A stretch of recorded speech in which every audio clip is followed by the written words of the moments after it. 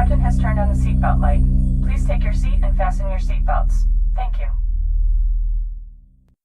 Hey there! So now that you're an expert on creating a translation memory database, it's time to start using it to translate your projects. Let's take a look at a brand new Lingo project. Right now, everything looks pretty empty, so let's enter a translation in the target segment. When you're done, press Enter on your keyboard. See the check mark that appears next to the translation? You just confirmed the translation. You told Lingo it was the right translation, and so it added it to the translation memory. Later, when you see this segment in the project again, Lingo will offer this translation to you as a suggestion. Now let's look at a different project. This one is a little further along in the translation process, and the translation memory already has some suggestions in it. Because there are already some segments in the translation memory, when you click in a segment like this, Lingo automatically fills in the suggestion for you. See how some of these matches are 100% matches and some are 101% matches? 101% matches are just a little better of a match because they are context matches. The segment before it or after it is also a perfect match.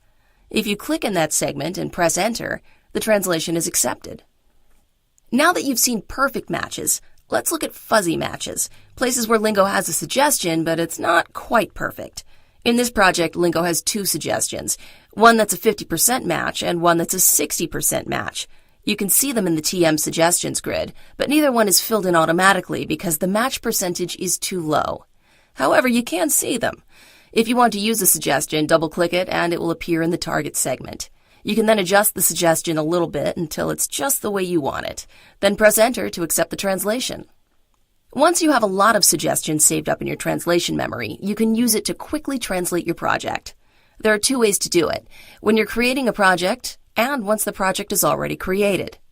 When you're creating a project, you have the option to pick a translation memory. See this pre-translate drop-down? Select Translate with TM from that drop-down. When you create the project, Lingo will scan your entire translation memory and apply matches to your project automatically, so you don't have to go through it line by line. Now, what if you already have a project created? Don't worry, you can still use the translation memory to translate your project. Select the Home ribbon and click Translate Project with TM. Again, Lingo will scan your project and apply any matches for you.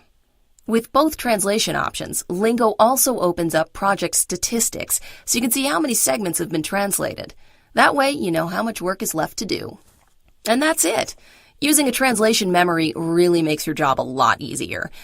Of course, at some point, you might need to make some changes to the translations in your translation memory database. We'll cover that next in Translation Memory Part 3, Editing TM Databases.